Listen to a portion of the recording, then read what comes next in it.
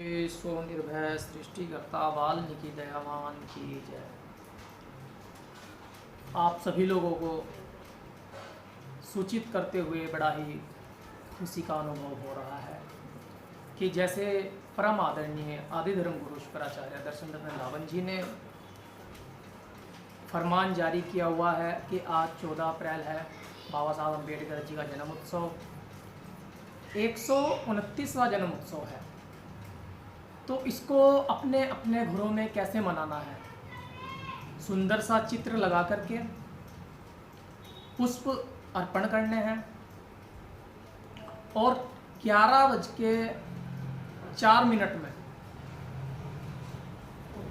रावण साहब जी का प्रबोधन फेसबुक लाइव अवश्य देखें और शाम 7:04 पे अपने घरों में दिए हुए मोमबत्ती जलाएं और सोशल डिस्टेंसिंग का पालन करें। ये बड़ा ही अनिवार्य है और बाबा साहब अम्बेडकर जी को सच्ची श्रद्धांजलि हो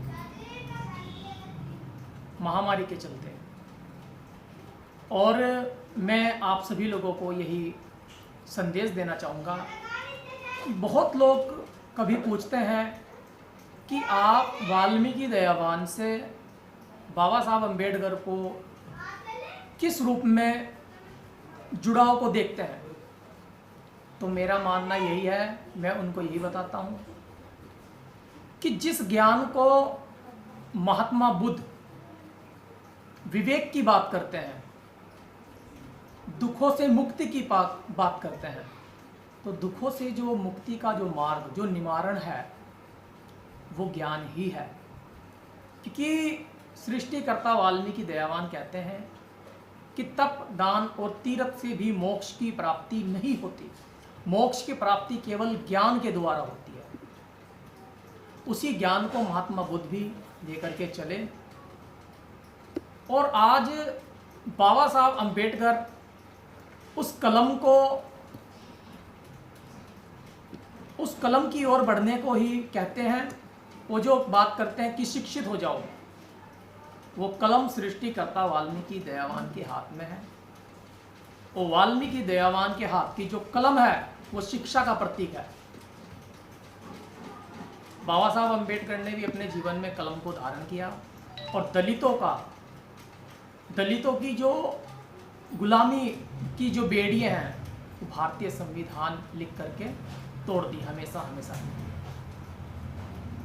आज सर्व समाज के लोगों को बाबा साहब अम्बेडकर की जन्म उत्सव की बहुत बहुत बधाई और सर्व समाज के लोगों को मोमबत्ती दिए जला करके बाबा साहब अम्बेडकर जी का जन्म उत्सव मनाएं।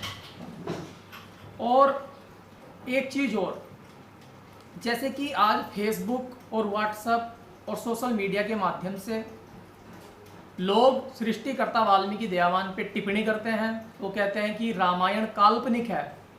रामायण काल्पनिक नहीं है।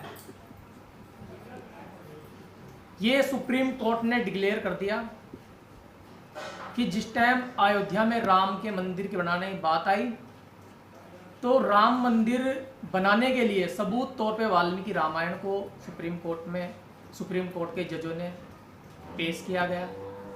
उसमें उसके जन्म की व्याख्या की गई और बाबा साहब अम्बेडकर के जो संविधान से राम मंदिर बनाने का अधिकार मिला।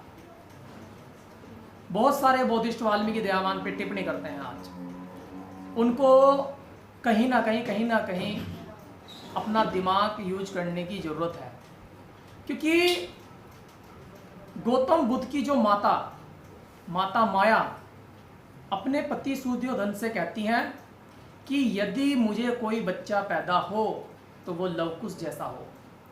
तो आप बताइए, जब गौतम बुद्ध के जन्म से पहले उनकी माता ऐसी बात करती है अपने पति से कि यदि कोई मुझे बच्चा पैदा हो वो लवकुश जैसा हो, तो लवकुश किसके शिष्य थे? आप अपनी बुद्धि का खुद प्रयोग करें और बौद्धिस्टों को भी करना चाहिए। तो फिर रामायण काल्पनिक कैसे हो सकती है?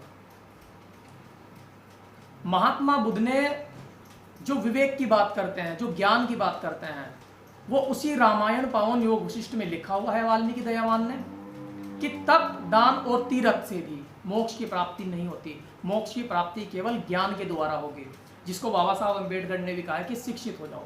बिना शिक्षा के आपका जीवन नहीं बदल सकता। जय वाल्मीकि, हर हर वाल्मीकि। बहुत बहुत बधाई आपको।